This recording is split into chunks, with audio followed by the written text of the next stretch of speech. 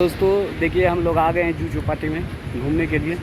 और यहाँ का जो देख रहे हैं नज़ारा है, काफ़ी यहाँ कचरा फैला हुआ है बारिश की वजह से। तो देख रहे हैं ऊपर प्लेन भी जा रहा है, आप लोग देखिए।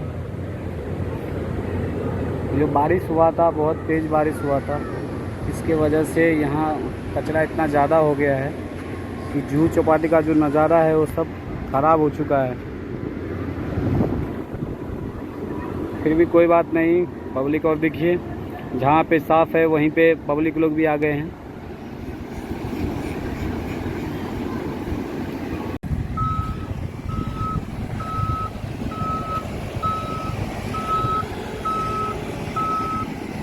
ये देखिए,